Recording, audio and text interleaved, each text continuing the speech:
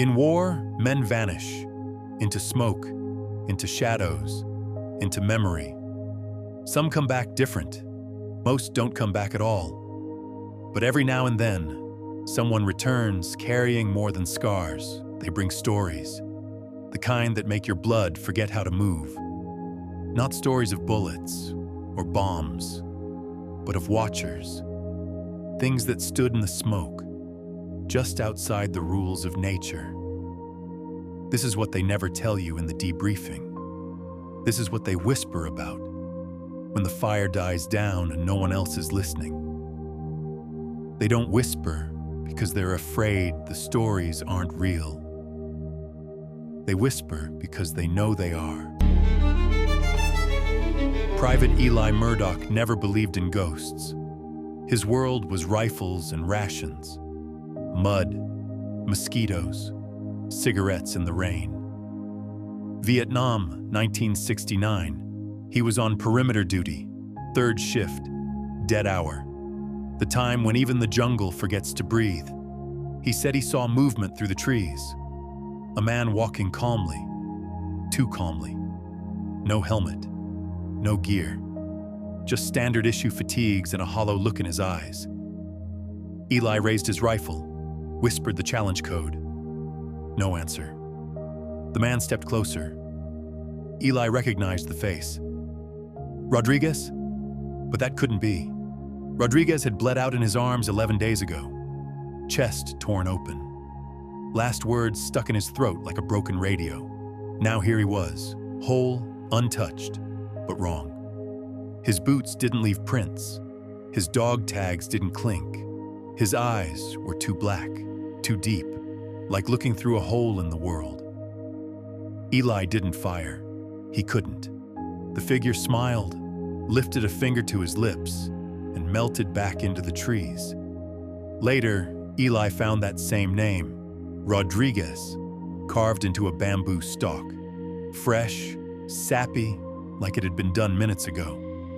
He never slept outside the wire again, and when he finally made it home, he'd talk to Rodriguez sometimes, in his dreams, in his kitchen, just out of sight.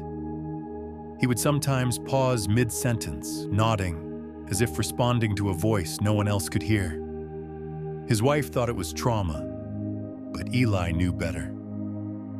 It wasn't the war that followed him home. It was someone.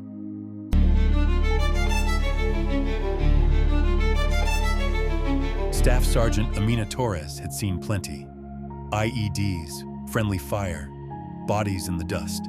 But nothing prepared her for the cave. Tora Bora, winter 2008. Recon team following an old trail. She described the air as too still, like time had paused. The cave was small, almost hidden. No markers, no recent prints. Inside, the walls were covered in script, not Arabic, not Pashto. Older. There was something drawn there, a circle of eyes, dozens, all staring inward. And then the singing started. She said it didn't come from outside, didn't echo like it should. It vibrated inside their teeth, low, monotonous, childlike. Her comms went dead. Her flashlight flickered. And then she saw it, a tall figure at the far end of the cave, wrapped in something like cloth or skin. It didn't move, but its head tilted with a slow, fluid twitch. Torres described it as like a puppet trying to remember how to be alive. She blinked, and it was gone. But something had been left behind, an object shaped like a jawbone, still warm. The linguist back at base looked at the carvings and turned pale. He said they weren't words, they were a command. We do not sleep. We only watch. 2 of her men resigned within a week. One became a monk. The other disappeared entirely. Torres never returned to the mountains, but she swears sometimes, when the wind is just right, she can still hear the singing. And when she hears it, she does not run. She listens, because in that sound she believes is a warning no one has yet understood. Not all hauntings come after death.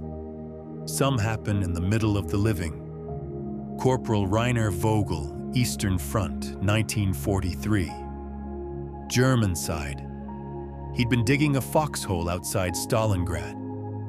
The cold was unbearable. Men were breaking fingers, just lighting cigarettes. He hit something solid. Not rock, not metal. Wood. He uncovered a box. Old, rotting, smelled like incense and decay. Inside, a doll, small, carved from bone, eyes missing, mouth sewn shut. The medic said to burn it. But Reiner kept it. Said it reminded him of his sister. That night, 3 men in his unit woke screaming. Same dream. A child's voice whispering from under their cots. "Why did you dig me up?" The next day, their squad was ambushed. Only Reiner survived. No wounds, no memory. He woke up lying in snow, doll clutched to his chest, mouth string unraveled. He tried to throw it away, buried it in ice, burned it. It always came back. In his final journal entry, he wrote, "The child is not angry, only lonely. I keep her warm. She keeps me alive." His body was never recovered.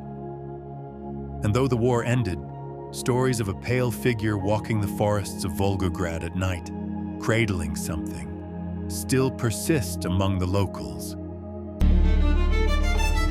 Lieutenant Mason Carter had a rule: never walk alone after midnight. Iraq, 2004. He was stationed near Al-Qaim, a place where shadows held grudges. One night, the base lost power. Generators failed, radios hissed. He went outside to check the backup grid and found the world frozen. Not metaphorically, literally still. Flags didn't flutter, smoke didn't rise, even the dust hung mid-air like suspended ash. He described it as being inside a painting that wasn't quite finished. Then he saw them, 5 figures, draped in robes made of rusted metal and leather. Not walking, gliding, faces hidden behind mirrors.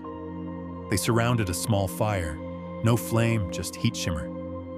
Their heads turned to him, but he couldn't move. He tried to speak, tried to scream. Nothing came. One stepped forward and extended a hand. On the palm, burned into the skin, was a number, 3107, his mother's birthday. When he blinked, they were gone. Generators whirred back to life. Dust fell, wind returned. He checked the security cams, static. But at 3:07, every single device had gone black for 12 seconds. Exactly 12. After that, he never stayed on base past midnight. He said the figures weren't threatening, just waiting. Waiting for what? I once asked him. He looked out the window for a long time. To be remembered, he said. Special Forces Sergeant Luis Cordero was part of a NATO exchange unit assisting in a classified reconnaissance mission in the dense Peruvian jungle, 1997. The assignment was meant to be routine: sweep a previously abandoned CIA listening post and ensure no cartel had moved in. But what they found was not cartel, not human. The jungle felt wrong. Humid, yes, but dead. Birds vanished. Even insects refused to buzz. As they approached the structure, half-eaten by vines, Cordero noticed the strange symbols etched into trees surrounding the site. Circles with eyes, figures with bent limbs. The building itself looked untouched, yet no one answered radio hails. Inside, dust lay thick across desks, but the generator was humming, the lights flickering steadily, pulsing like a heartbeat. In the back room, they found a steel door that had been chained shut from the outside. One of the younger troops, curious and cocky, cut the lock. They found a man inside, or what had once been a man. He was sitting upright, hands folded, lips stitched shut with copper wire. His eyes were gone, hollow yet not empty, as though something waited inside the sockets, watching them. On the wall behind him, scrawled in a tar-like substance, were the words, "We tried to bind it. We failed." Cordero ordered an immediate withdrawal. As they left, the youngest soldier began to hum, a slow, circular melody, soft and tuneless. He claimed he couldn't stop, that it was the only thing keeping them away.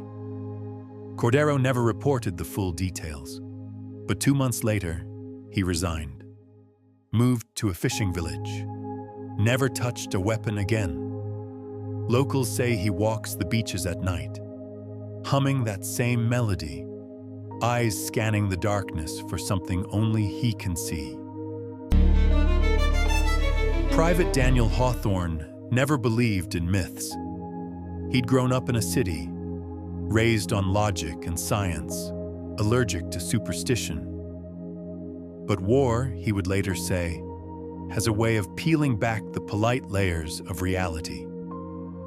He was posted to a solitary checkpoint in the Kuwaiti desert during the tail end of the Gulf War.